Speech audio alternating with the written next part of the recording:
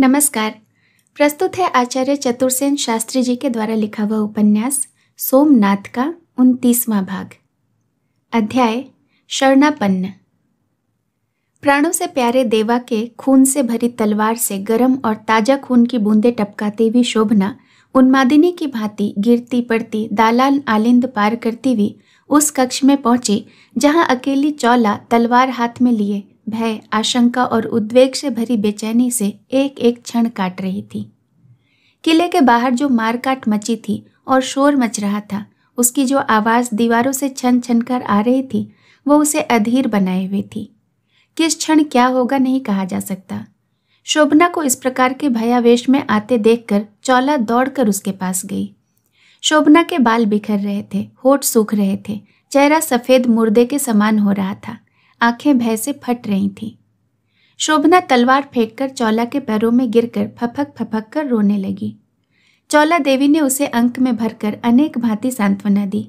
वह यह तो समझ गई कि कोई अघट घटना घट चुकी है, पर हुआ क्या है यह जानने को बारंबार उससे प्रबोध करने लगी।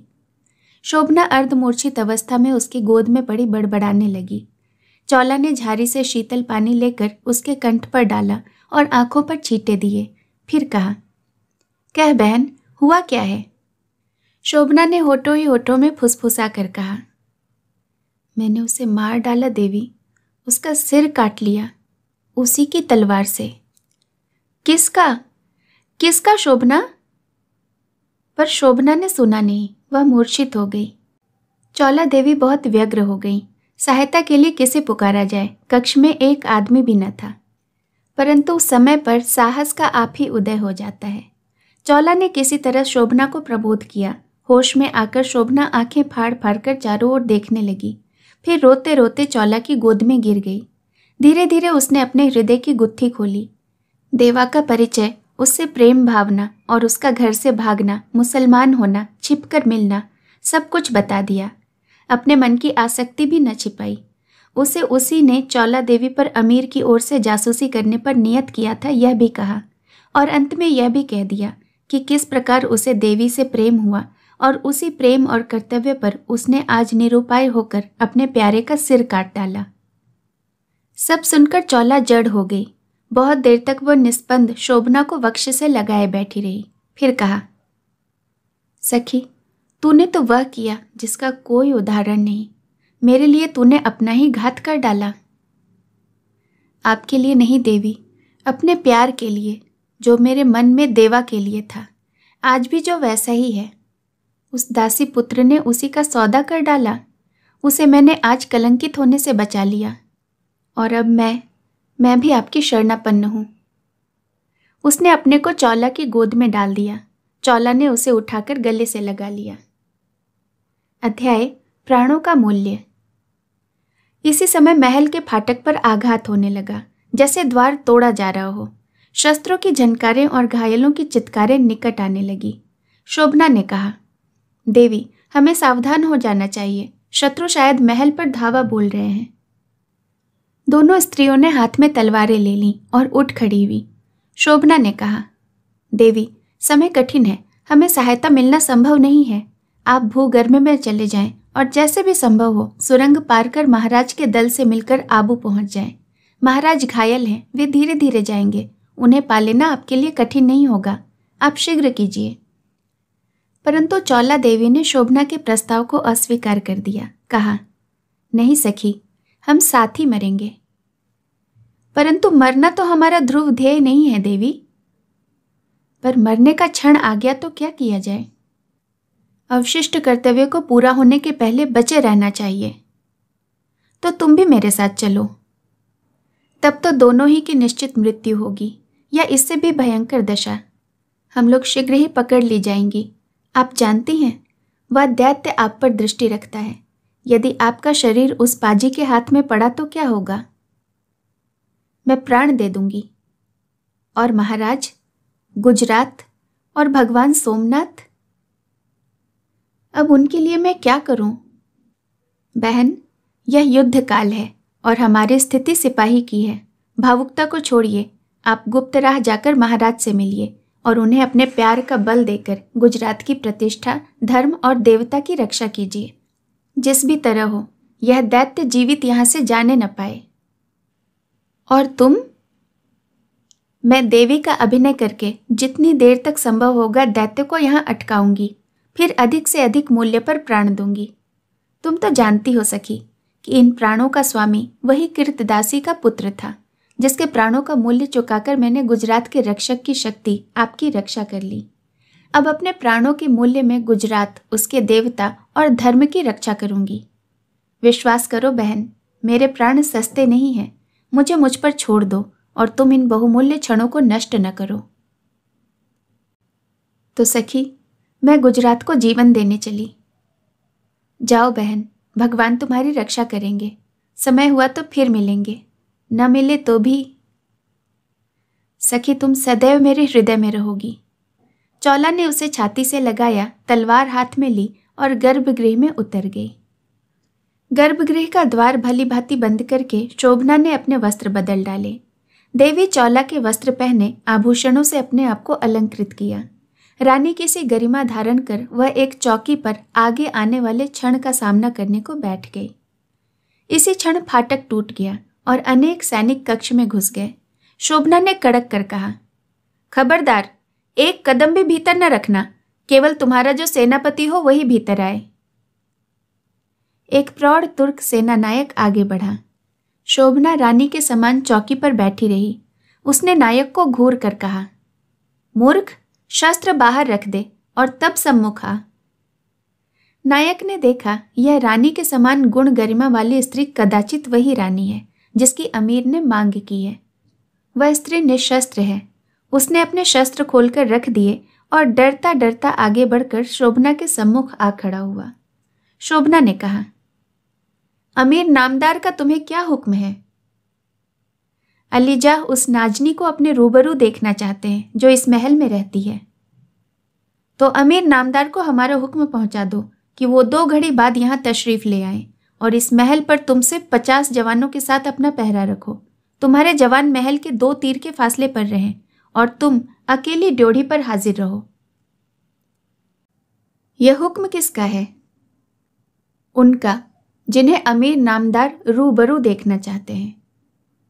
नायक ने सिर झुकाकर शोभना को प्रणाम किया और अभी हुक्म बजा लाता हूं कहकर चला गया। शोभना आसन से उठकर उस सूने आंगन में टहलने लगी। एक भी प्राणी उसका सहायक न था। वो अकेली स्त्री गजनी के अतिरथ विजेता महमूद से जूझने को तैयार खड़ी थी। अध्याय अतिरथ का सामुख्य। उस 2 घड़ी में शोभना ने गजनी के अप्रतिरथ महारथी से सम्मुख होने की सब तैयारियां कर लीं, शारीरिक भी और मानसिक भी। कक्ष में चौला देवी के लिए यथेष्ट राजसी सामग्री प्रस्तुत की गई थी। शोभना ने वस्त्र, अलंकार और श्रृंगार की पराकाष्ठा कर दी। उसी पराकाष्ठा में उसे अपने प्यार के घात का हाहाकार छिपाना था। उसी से उस अप्रतिरथ विजेता को परास्त करना था। समय और परिस्थिति ने, प्राणोत्सर्ग की कल्पना ने उसमें असीम साहस का सृजन कर दिया था। उसी साहस ने उसके प्रत्येक जीवन कण में प्रगल्भ सत्ता को आपूर्ण कर दिया। जिस प्रकार शत्रु का हनन करने के लिए तलवार पर सान रखकर तीखी धार तैयार की जाती है, उसी प्रकार उसने अपना श्रृंगार उल्वण बनाया। कक्ष को भी सब संभव संसाधनों से सुसज्जित करके आसन के नीचे वही प्यारे के रक्त से भरा खड़क छिपाकर वह महारानी की सज्जा से बैठ गई, उस सिंहनी की भांति जो हिरण की ताक में बैठी हो। इस समय भय, चिंता और शोक का उसके मन में लेश मात्र भी न था। केवल सत्साहस से उसका प्रत्येक रक्त बिंदु परिपूर्ण था। शौर्य को प्यास की शाश्वत भूख रहती है। वास्तव में रस की दृष्टि से देखा जाए तो वीर और श्रृंगार जिस एक ही स्थान पर संघात खाता है, वह केंद्र है पौरुष। महमूद में समर्थ पौरुष था। वह जिस कुल और वातावरण में जन्मा और बढ़ा था, उसमें संभवतः प्यार की पीर का कोई महत्व न था।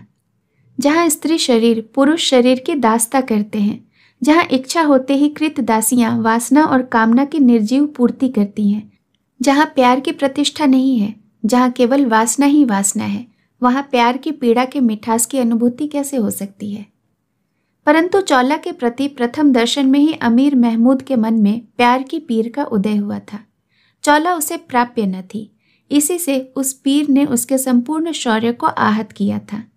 जो दुर्दांत मूर्ति भंजक और दुर्धर विजेता 16 बार संपूर्ण भारत को आग और तलवार की भेंट कर चुका था, इस वाक्यार्ध में चौला के प्यार से तड़पता हुआ सोमतीर्थ तक आ पहुंचा।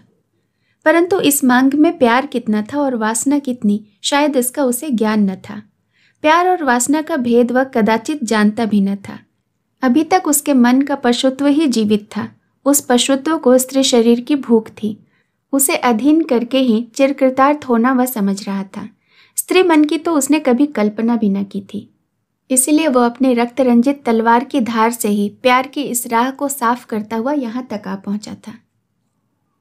शोभना का संदेश पाकर उसके प्राण हरे हो गए। अज्ञात ही उसके मन में प्रेम के सतीत्व भावों का उदय हुआ। वह अपने भीतर एक कंप, एक वैकल्य अनुभव करने लगा। जीवन में पहली ही बार वह समझा कि कुछ ऐसी वस्तु भी संसार में है जिसके सम्मुख उस जैसा दुर्दांत विजेता भी दीन भिक्षुक है। फिर भी वह प्रसन्न था।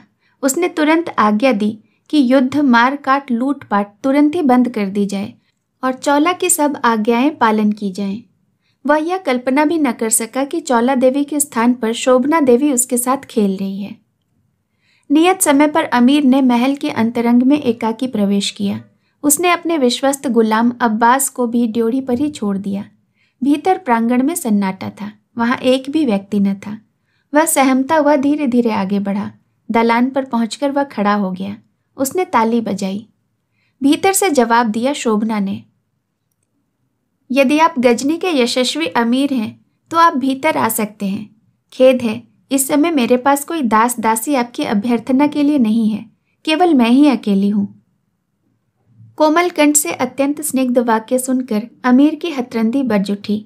उसने कहा, आप ही यदि मंदिर की महारानी हैं, जिनका दर्शन मुझे एक बार हो चुका है, तो मैं स्वीकार करता हूं कि मैं गजनी का अमीर, खुदा का बंदा और आपका गुलाम महमूद यहाँ हाजिर हूं।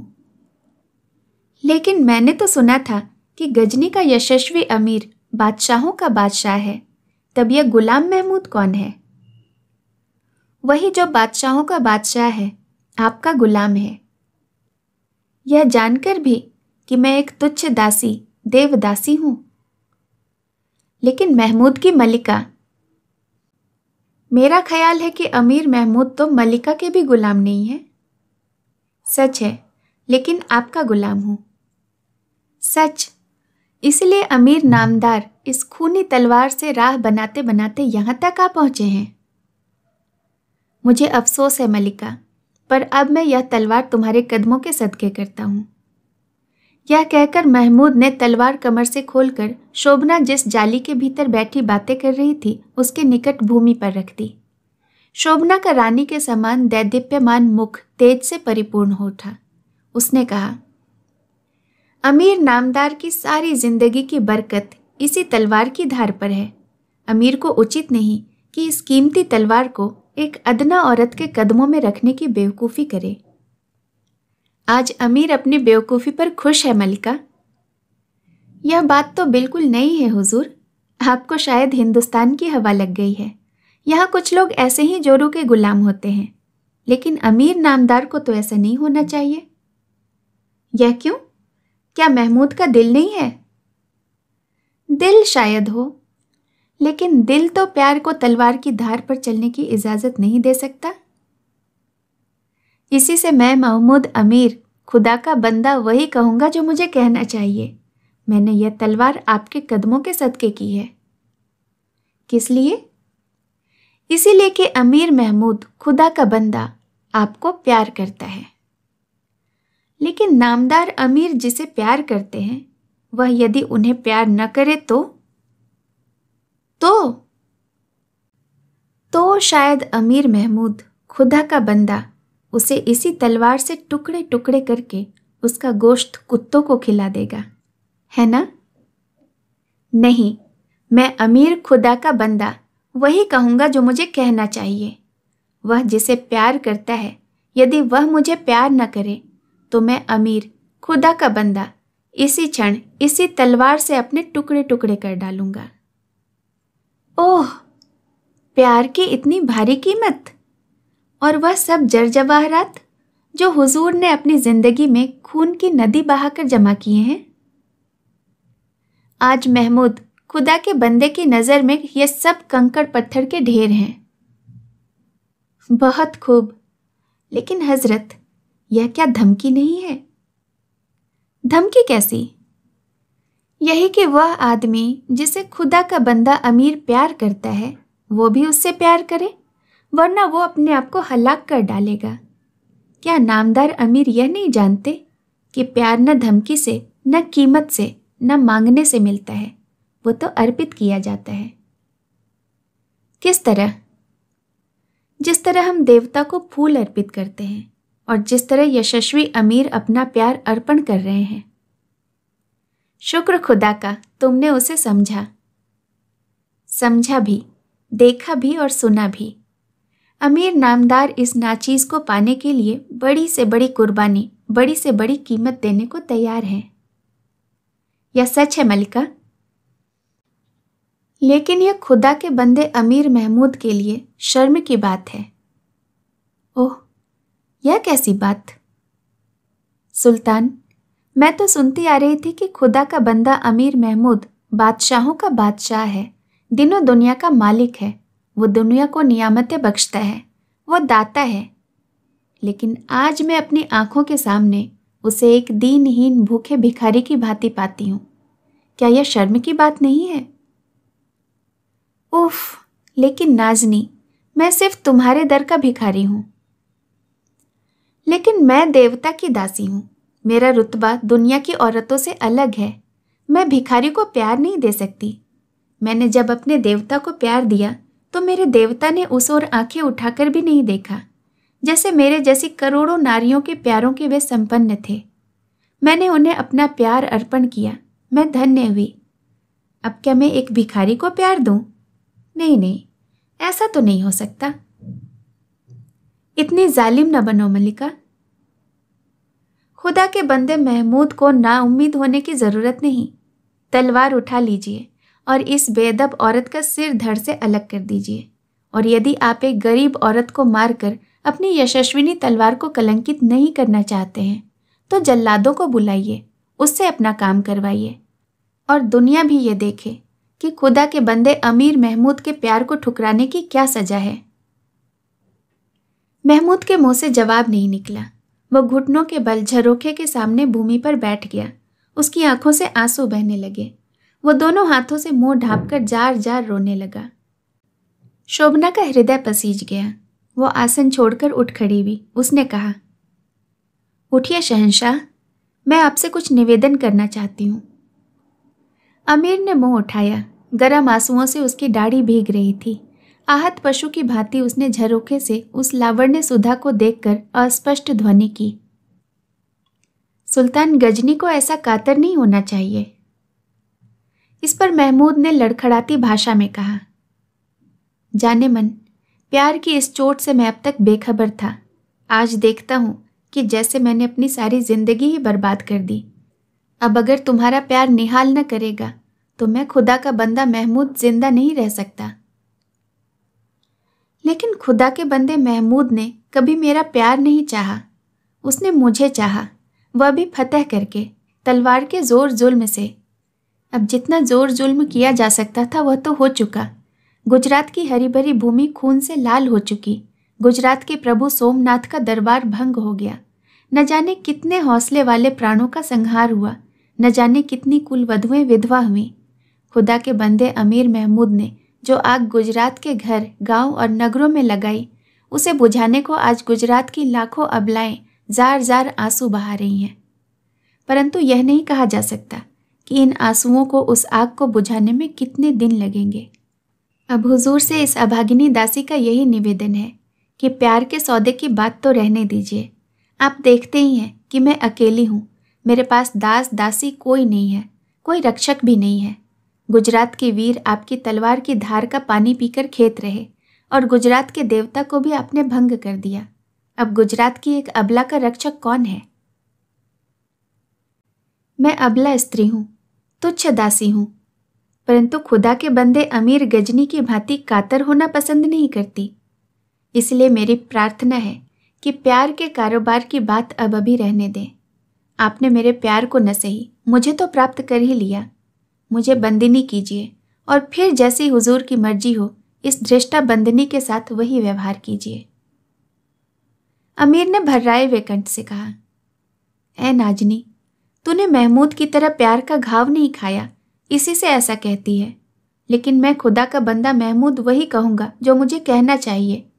मैं हुक्म देता हूँ कि इस नाजनी के साथ एक मलिका की भांति सलूक किया जाए और वह समझ ले कि गजनी का सुल्तान उसके प्रत्येक हुक्म को बजा लाने के लिए उसकी रकाब के साथ पेश है। अमीर लौटा, पर तुरंत ही घूमकर उसने कहा, एक औरत भी तो आपकी खिदमत में थी। जी थी, लेकिन आपके पधारने के पहले उसका एक तरुण सेनापति उसे लेकर कहीं चला गया। कहीं चला गया? अमीर की त्योरियों पर बल पड़ गया। उसने आप ही आप भुनभुना कर कहा, फतेह मोहम्मद कहाँ गया? फिर अब्बास से कहा कि 500 सवारों के दस्ते के साथ मलिका के हमराह रहें और जल्द कुछ हिंदू लौंडियों का इंतजाम कर दें और मलिका का हर हुक्म तुरंत बजा लाया जाए। अमीर महमूद चला, उसकी तलवार वहीं पड़ी रही। अध्याय प्रियतम के पास। शोभना ने दुर्दांत महमूद को परास्त कर दिया था और अब वह सकरुण भाव से उसकी आहत वेदना की चिंता में मग्न थी। इसी समय ख्वाजा अब्बास ने आकर जमीन चूमकर उसे प्रणाम किया और हाथ बांधकर अर्ज की, हुजूर का गुलाम अब्बास ख्वाजा खिदमत में हाजिर है। लौंडियां जल्द हाजिर हो रही हैं और जो हुक्म हो वह बजा लाया जाए। शोभना एकाएक ध्यान से चमक पड़ी। सावधान होकर उसने कहा, किसी लौंडी की मुझे जरूरत नहीं है। तुम खुद ड्योढ़ियों पर हाजिर हो और जब तक मैं न बुलाऊं मेरी आराम में दखल न दो। मैं बहुत थक गई हूं और अब मैं आराम करना चाहती हूं। अब्बास हाथ बांधे पीछे हट गया। शोभना ने महल के दालान को भीतर से बंद कर लिया और अब वह पागलों की भांति दालानों और आलिंदों को पार करती हुई सीधी वहां जा पहुंची जहां अभागे फतेह मोहम्मद की लाश पड़ी हुई थी। वह दौड़कर लाश से लिपट गई। अंतर्नाद करते हुए वह विलाप करने लगी, हे प्राणनाथ, हे प्रियतम, अब मैं तुम्हारे पास आई हूँ। बोलो बोलो, अपनी शोभना से तुम क्या कहते हो? उसे तुम्हारी क्या आज्ञा है? अरे मैंने तुम्हारी कितनी प्रतीक्षा की है, कितनी रातें जाग कर के बिताई हैं, तड़पती रही हूँ तुम्हारी याद में। अब अरे निष्ठुर, तुम मिले तो मुझसे बोलते भी नहीं। वे सब प्यार की बातें एक बार फिर से कहो जो तुमने मुझे बहुत बार कही है। वे सब वादे पूरे करो। हाय, कितने सुंदर थे तुम। ये क्या हो गया? किसने तुम्हारी यह गत कर दी? कौन मेरी सौत, मेरे जन्म की बैरन निकल आई? किसने तुम्हारा मुंह मेरी ओर से फेर दिया? अरे मैं तुम्हारी शोभना हूँ, तुम्हारी शोभना। अरे देवा, तुम तो कभी ऐसे निष्ठुर नहीं थे। कितने भी रूठे रहते थे पर मुझे देखकर हंसी पड़ते थे। आज ये क्या हो गया तुम्हें? तुम हंसते क्यों नहीं हो? इतने क्यों रूठे हो? बोलो बोलो देवा, बोलो। तुम्हारी शोभना पुकार रही है। देवा, ओ मेरे छलिया, ओ प्रीतम। शोभना मूर्छित हो गई। मूर्छित होकर लाश से लिपट पड़ी। बहुत देर बाद उसे होश हुआ। उसने आंख फाड़ फाड़ कर चारों ओर देखा। लाश को उठाकर वह दालान में ले गई। वहां फतेह मोहम्मद का सिर कटा पड़ा था। उसे उठाकर उसने घूर घूर कर उसे देखना शुरू किया। फिर एक उन्माद का आवेश उसे हुआ। बड़बड़ाते हुए उसने जैसे फुसफुसा कर कहा, वही वही आंखें, पर वह नज़र वह नहीं है। वही होठ, पर वह रंग नहीं। वही तुम हो। फिर उसने जोर से सिर को छाती से लगाया। फिर सिर को धड़ से जोड़कर उसे घूर घूर कर देखने लगी। सूर्य पश्चिम से नीचे झुक रहा था। धूप पीली पड़ रही थी। वह उठी, सिर को झरने पर लेकर धोया, सूखा खून आंचल से पोंछा, फिर उसे लाकर धड़ पर जमा कर रख दिया। वह बड़ी देर तक उसे देखती रही। अब उसके आंख के आंसू सूख गए थे। कुछ विचार उसके मस्तिष्क में आए। उसने सोचा, अब इस जीवन से क्या काम? क्यों ना अभी इस जीवन को समाप्त कर दूं? परंतु फिर तुरंत ही उसने सोचा, यह तो ठीक नहीं। महल में खोज होगी, यहाँ हम दोनों की लाश मिलेगी, भेद खुल जाएगा और चौला देवी की तलाश होगी। नहीं नहीं, इस लाश को छिपाना होगा और अंततः मुझे वही अभिनय करना होगा। उसने इधर उधर देखा, फिर उठकर झाड़ी के पास गई। वहाँ की मिट्टी कुछ गीली थी। तलवार की नोक से उसने बहुत सी मिट्टी खोद ली। खोद कर गड्ढा किया। फिर उसने अपनी बहुमूल्य साड़ी उतार कर लाश से लपेट दी। लाश को उठाकर उसने कंधे पर रखा और लाकर गड्ढे में उतार दिया। दोनों नन्ही मुट्ठियों में मिट्टी लेकर उसने कहा, मेरे प्रियतम, अपना काम तुमने किया और मैंने अपना। तुमने धर्म ईमान का प्यार के नाम पर सौदा किया और मैंने प्यार का धर्म और ईमान के नाम पर। अंततः तुमने अपनी राह पकड़ी और मैंने अपनी। मिलन हुआ और उसी क्षण विदाई भी हो गई। मिलन के ही क्षणिक क्षण में हो गई मेरी विदाई। अच्छा प्रियतम, विदा, चिर विदा। खूब मिले और खूब चले। वाह। उसने अपनी दोनों मुट्ठियों की मिट्टी धीरे धीरे गड्ढे में डाल दी। इसी समय 2 आंसू ढरक गए, पर उसने अधिक आंसू बहने न दिया। जल्दी जल्दी उसने गड्ढा भर दिया। वह तलवार भी उसने लाश के साथ ही दफन कर दी। फिर उसने रक्त के सब दाग पोंछ डाले और सावधानी से चारों ओर देखती हुई वह उसी कक्ष में लौट आई। भूख, प्यास और थकान, नींद, दुख, दर्द और पीड़ा से वह अर्धमूर्छित सी भूमि पर पड़ रही। शेष कहानी अगले भाग में। कहानी सुनने के लिए आपका बहुत बहुत धन्यवाद।